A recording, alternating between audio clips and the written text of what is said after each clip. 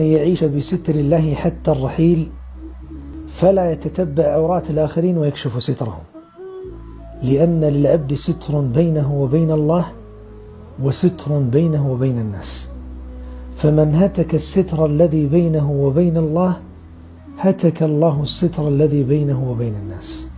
افهموها جيدا وضعوها نصب عينكم.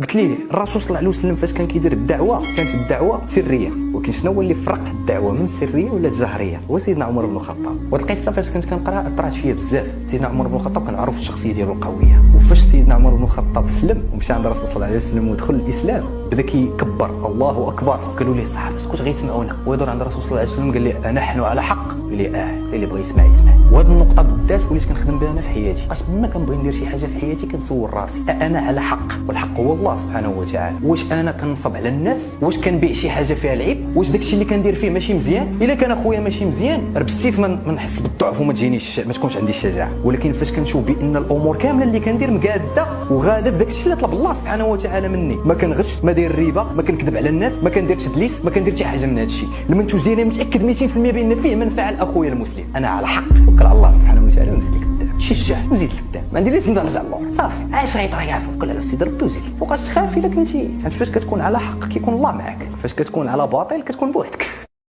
حتى واحد فينا ما معطل، حتى واحد فينا ما متاخر على داكشي اللي باغي يكون ولا داكشي اللي باغي يدير. هذه هي احسن حاجه سمعت اليوم. كل واحد فينا كيجري في المجال الزمني ديالو. كاين اللي تخرج من الماستر في عمره 22 وتسنى 5 سنين باش يخدم، وكاين اللي في عمر 25 ولا مدير شركه ومات في ال50، في حين واحد اخر ولا مدير شركه حتى دار 50 عام وعاش 90 عام. اوباما تقاعد من الرئاسه ديال الميريكان في عمره 55 عام، في حين ترامب ما شد الرئاسه تا دار 70 عام في عمره. كل واحد فينا كيجري في المجال الزمني.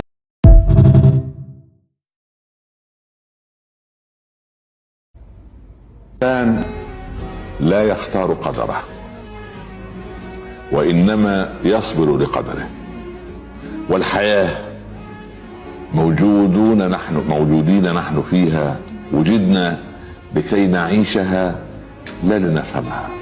إن أردنا أن نفهم الحياة سوف نتعب كثيرا، أما إذا عشنا في الحياة بمنطق أننا عباد لله. احفظ الله يحفظك، احفظ الله تجده تجاه، إذا سألته فاسأل الله، وإذا استعنت فاستعن بالله. واعلم أن الأمة لو اجتمعت على أن ينفعوك بشيء لن ينفعوك إلا بشيء قد كتبه الله لك، وإن اجتمعوا على أن يضروك بشيء لن يضروك إلا بشيء قد كتبه الله عليك. رفعت الأقلام وجفت الصحف. نعم يا صاحب الهم، أيوة. إن الهم منفرج، أبشر بخير فإن الفارج الله. وإذا بليت فثق بالله وارض به، إن الذي يكشف البلوى هو الله. في المشتي شي واحد كيدور في بلاصتو عرفوه كيغش على راسو. الشيء اللي كيبغي يغش الناس، الحمار ملي كيجوع كياكل من البردعه، قال لك كيغش الناس ما كياكلها من البردعه، كيخويها ملي بغاو يحطوا شي حاجه يحطوها البوع على ظهره، الحجر كيطير، هو كياكلها من البردعه خليه، يجي واحد الوقت يبقى الله كريم. فهمتي هذاك الشيء اللي ما بغاه ما لقاش عندك يبدا وانا عقل عليه ملي جا عريان ما عنده حتى حاجه، وابوه امتى دار الفلوس، امتى النهار اللي تعطيها مزيان معاك، النهار اللي ما بغاش داك الشيء راه مشيتي، يبدا يقدد فيك من يبدا من الاول. لا اخاك الحق من كان معك، ومن يضر نفسه لينفعك، ومن اذا ريب الزمان صدعك اشتت فيك شمله ليجمعك. ما كاين ما بقاوش هذو اليوم، يمشي يدبر يتسلف على قبلك من جهه اخرى باش يعطيك حتى باش يهزك، راه ما تلقاهاش دابا. ومن إدارة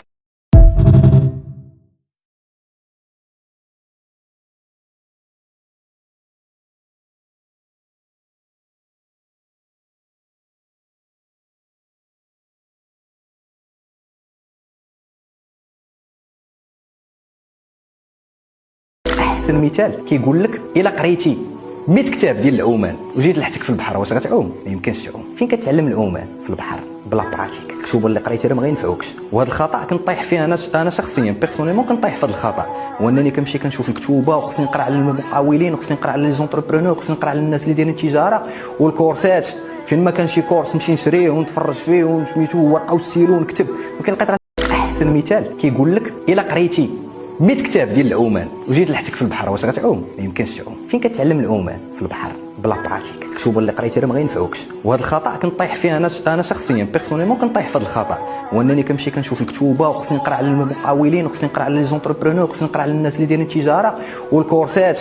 فين ما كان شي كورس نمشي نشريه ونتفرج فيه وسميتو ورقه وستيلو ونكتب، ولكن لقيت راسي في داكشي كامل ما كنتعلم حتى حاجه حتى ما كنبراتيكيش. الا ما براتيكيتي والو ما غتعلم والو. حاجه قريتها راه غنعرفها دابا وندوي مع الدراري صحابي في القهوه عليها، ولكن فاش غيدوز سميتو غلقراتيش ما شديت حتى حاجه. واغلب الناس كنرجعوا لهاد النقطه هذه ديال كثره النصائح، انه كيمشي عند فلان ونقول ليه عافاك عطيني نصيحه بغيت ندير مقاوله، ونمشي عند الاخر عطيني نصيحه نصحني الله يخليك بغيت ندير مقاوله. يقول عمر وجدنا خير عيشنا بالصبر.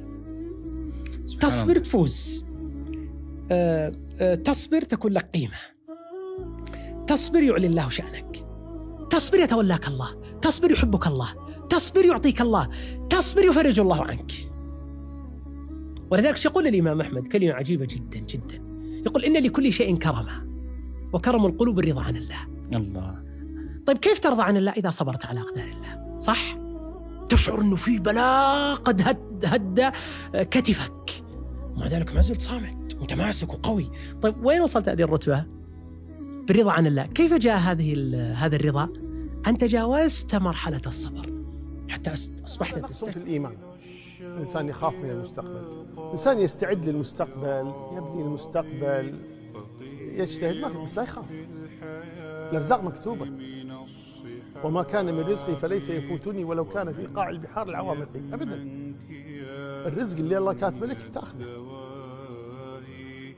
فلا يخاف أحد من المستقبل، وإنما يخاف من يوم القيامة. الإنسان لا يختار قدره، وإنما يصبر لقدره. والحياة موجودين نحن فيها، وجدنا لكي نعيشها لا لنفهمها.